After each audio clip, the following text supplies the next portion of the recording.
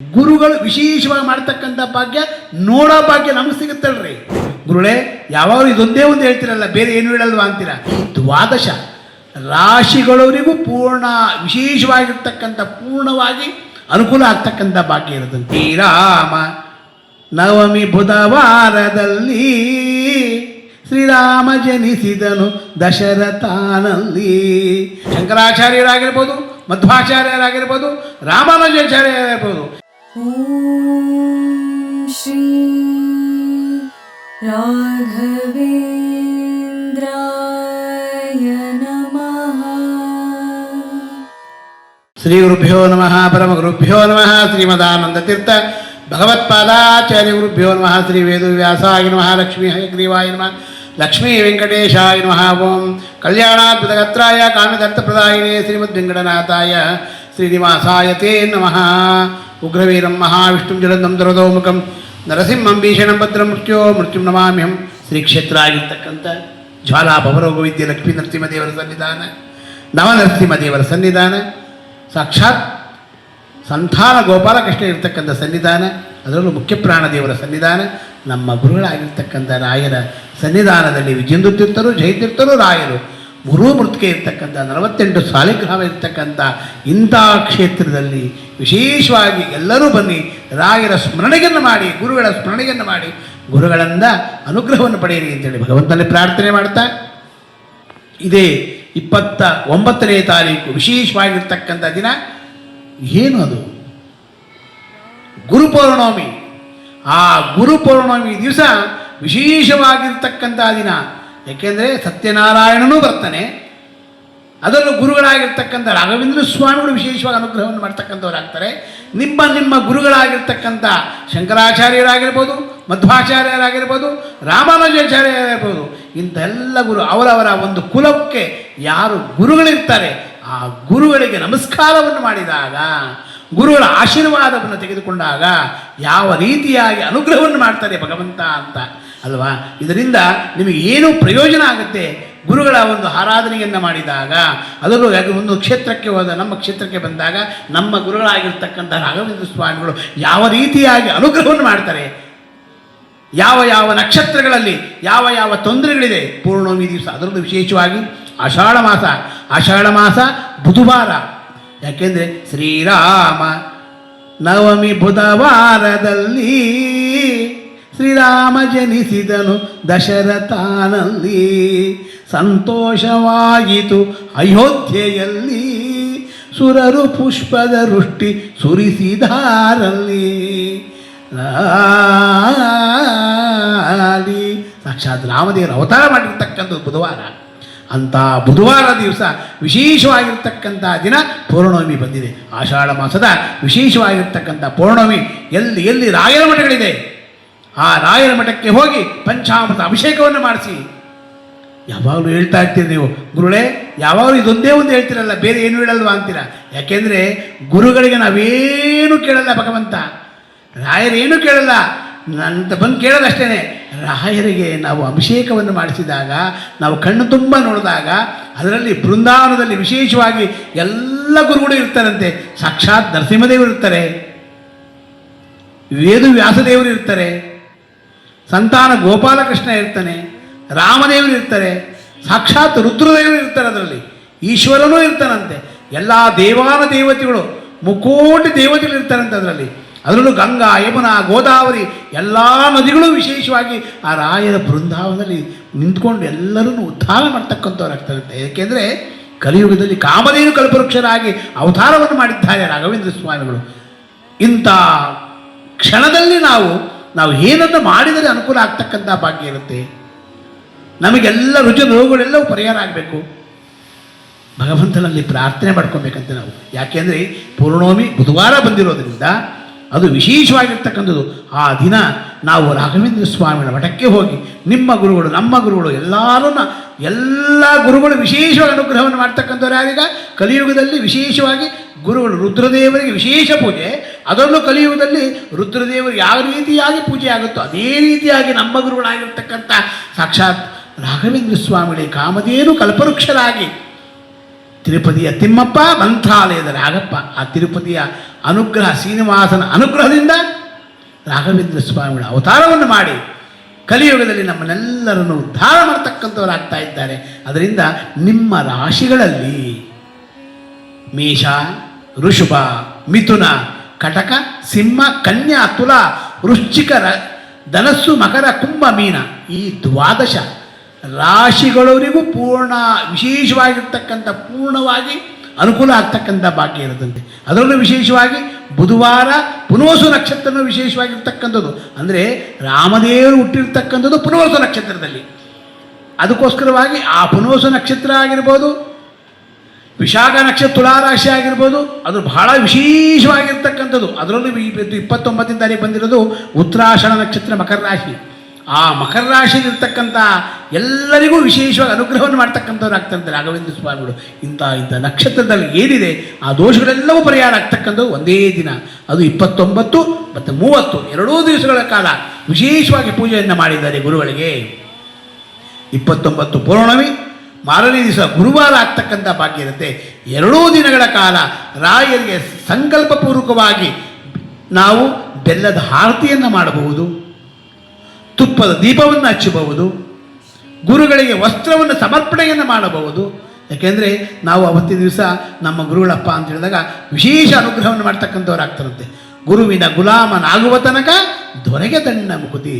ಅದಕ್ಕೋಸ್ಕರ ಇವರು ಗುರುಗಳು ಹೇಳ್ತಾರೆ, ಗುರು ಬ್ರಹ್ಮ, ಗುರು ವಿಷ್ಣು, ಗುರುದೇವೋ ಮಹೇಶ್ವರ, ಗುರು ಸಾಕ್ಷಾತ್ ಪರಬ್ರಹ್ಮ, ತಸ್ಮೈ ಶ್ರೀ ಗುರವೇ ನಮಃ.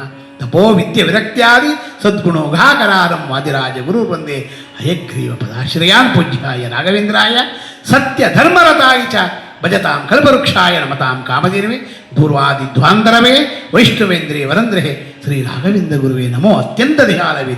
ಇಂಥ ಕ್ಷೇತ್ರಗಳಿಗೆ ಬಂದು ನಮಸ್ಕಾರವನ್ನು ಮಾಡಿ, ರಾಯರಿಗೆ ಪ್ರದಕ್ಷಿಣೆ ನಮಸ್ಕಾರವನ್ನು ಮಾಡಿ, ವಸ್ತ್ರದಾನವನ್ನು ಮಾಡಿ, ರಾಘವೇಂದ್ರ ಸ್ವಾಮಿಗಳಿಗೆ ಆ ದಿನ ರೇಷ್ಮೆ ವಸ್ತ್ರವನ್ನು ದಾನವನ್ನು ಮಾಡಿದಾಗ ನಮಗೆ ಏನು ಸಿಗುತ್ತೆ? ಬಹಳ ವಿಶೇಷ ಇವೆಲ್ಲ.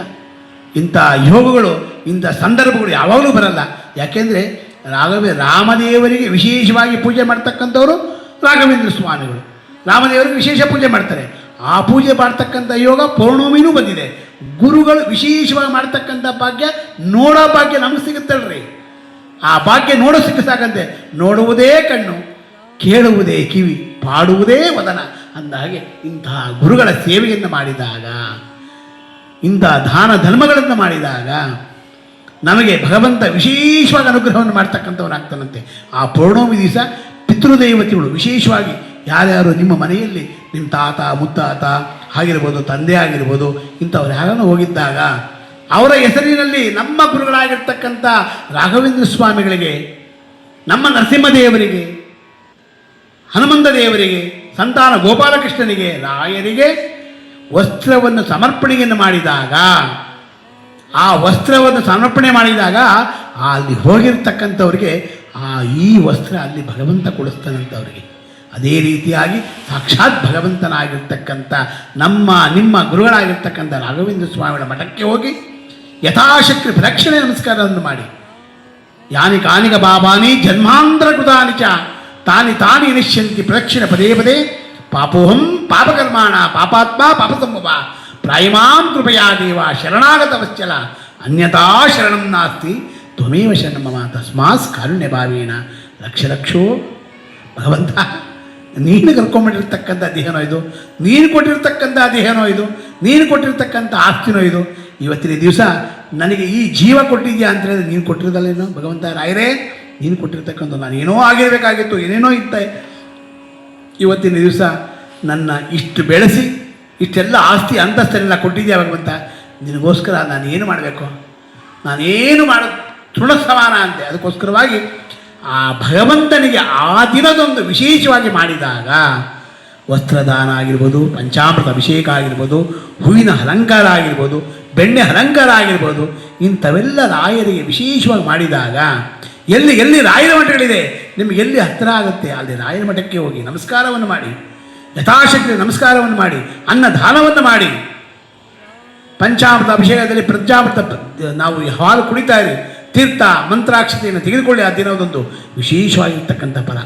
ಅದಕ್ಕೋಸ್ಕರವಾಗಿ ಇಂಥ ಪೌರ್ಣಮಿಯ ದಿವಸ ಸಾಕ್ಷಾತ್ ಗುರುಗಳಾಗಿರ್ತಕ್ಕಂಥ ಗುರು ಪೌರ್ಣಮಿ ದಿವಸ ಗುರುಗಳಿಗೆ ವಿಶೇಷವಾಗಿ ಪೂಜೆ ನಮಸ್ಕಾರ ಇಂಥವೆಲ್ಲವನ್ನು ಮಾಡಿದಾಗ ಜನುಮ ಜನುಮದಲ್ಲಿ ಎನಗಿರಲಿ ಹನುಮ ಭೀಮ ಮಧ್ವ ಮುನಿಗಳ ಸೇವೆಯು ಜನುಮ ಜನುಮದಲ್ಲಿ ಎನಗಿರಲಿ. ಈ ಭಗವಂತ ಈ ಜನ್ಮ ಕೊಟ್ಟಿಯಾನೆ ಅಂತ ಹೇಳಿದ್ರೆ ಆ ಭಗವಂತ ಸೇವೆ ಮಾಡೋಕ್ಕೋಸ್ಕರವಂತೆ. ನಿಮಗೆ ಏನೇನು ಕಷ್ಟಗಳಿದೆ ಆ ಕಷ್ಟ ಎಲ್ಲ ಪರಿಹಾರ ಆಗೋದೇ ಈ ಪೌರ್ಣಮಿಯ ವಿಶೇಷವಾಗಿರ್ತಕ್ಕಂಥ ಗುರು ಪೌರ್ಣಮಿ. ಆ ಗುರುಗಳ ಸ್ಮರಣೆಯನ್ನು ಮಾಡಿ, ಗುರುಗಳ ಸ್ಮರಣೆಯನ್ನು ಮಾಡಿ, ದೊಡ್ಡವರ ಸ್ಮರಣೆಯನ್ನು ಮಾಡಿ, ತಂದೆ ತಾಯಿಯ ಸ್ಮರಣೆಯನ್ನು ಮಾಡಿ, ಈ ಪೂಜೆಯನ್ನು ಮಾಡಿ ನಮಸ್ಕಾರವನ್ನು ಮಾಡಿದಾಗ ವಿಶೇಷವಾಗಿರ್ತಕ್ಕಂಥ ಫಲ ನಿಮಗೆಲ್ಲರಿಗೂ ದೊರೆಯತಕ್ಕಂಥ ಭಾಗ್ಯ ಇರುತ್ತಂತೆ. ಅದಕ್ಕೋಸ್ಕರವಾಗಿ ಇಂಥ ಪೌರ್ಣಮಿ ಗುರು ಪೌರ್ಣಮಿ ದಿವಸ ಶಾಂತಾಕಾರಂ ಭುಜಗಶಯನಂ ಪದ್ಮನಾಭಂ ಸುರೇಶಂ ವಿಶ್ವಾಧಾರಂ ಗಗನಸದೃಶಂ ಮೇಘವರ್ಣಂ ಶುಭಾಂಗಂ ಲಕ್ಷ್ಮೀಕಾಂತಂ ಕಮಲನಯನಂ ಯೋಗಿರುಧ್ಯಾನಗಮ್ಯಂ ಒಂದೇ ವಿಷ್ಣುಂ ಭಾವ ಭಯ ಹರಂ ಸರ್ವಲೋಕೈಕನಾಥಂ. ಎಲ್ಲ ಭಗವಂತ ಎಲ್ಲರಿಗೂ ಭಗವಂತ ಆ ಗುರು ಪೌರ್ಣಮಿ ದಿವಸ ಗುರುಗಳಾಗಿರ್ತಕ್ಕಂಥ ನಿಮ್ಮ ಗುರುಗಳಾಗಿರ್ತಕ್ಕಂಥ ಸಾಕ್ಷಾತ್ ಮಂತ್ರಾಲಯದ ಪ್ರಭು ರಾಘವೇಂದ್ರ ತೀರ್ಥರ ಸನ್ನಿಧಾನ, ನಮ್ಮ ಕ್ಷೇತ್ರದಲ್ಲಿರ್ತಕ್ಕಂಥ ಜ್ವಾಲಾ ಭವರೋಗವಿದ್ಯ ಲಕ್ಷ್ಮೀ ನರಸಿಂಹದೇವರು, ನವನರಸಿಂಹದೇವರು, ಸಂತಾನ ಗೋಪಾಲಕೃಷ್ಣ, ಅದರಲ್ಲೂ ವಿಶೇಷವಾಗಿ ಮುಖ್ಯಪ್ರಾಣ ದೇವರು, ನಮ್ಮ ಗುರುಗಳಾಗಿರ್ತಕ್ಕಂಥ ವಿಜೇಂದ್ರ ತೀರ್ಥರು, ಜಯತೀರ್ಥರು, ರಾಯರು, ಮೂರೂ ಮೂರ್ತಿಗೆ ಇರ್ತಕ್ಕಂಥ 48 ಸಾಲಿಗ್ರಾಮ ಇರ್ತಕ್ಕಂಥ ನಮ್ಮ ಗುರುಗಳಾಗಿರ್ತಕ್ಕಂಥ ರಾಘವೇಂದ್ರ ಸ್ವಾಮಿಗಳು ಪ್ರತಿಯೊಬ್ಬರಿಗೂ ಆರೋಗ್ಯವನ್ನು, ಒಳ್ಳೆ ಭಾಗ್ಯ ಸಂಪತ್ತನ್ನು, ಅವರವರು ಕಷ್ಟಗಳನ್ನೆಲ್ಲವನ್ನೂ ಪರಿಹಾರ ಮಾಡಿ ಅವರು ಏನೇನು ಕೇಳ್ಕೊಂಬರ್ತೀರ ನಮ್ಮ ಕ್ಷೇತ್ರಕ್ಕೆ ಬಂದು ಅದೆಲ್ಲವೂ ಪರಿಹಾರ ಆಗಲಿ ಅಂತೇಳಿ ನಮ್ಮ ಗುರುಗಳ ಹತ್ರ ಶ್ರದ್ಧಾಭಕ್ತಿಯಿಂದ, ಗುರುಗಳ ಅನುಗ್ರಹದಿಂದ ನಮ್ಮ ಗುರುಗಳಾಗಿರ್ತಕ್ಕಂಥ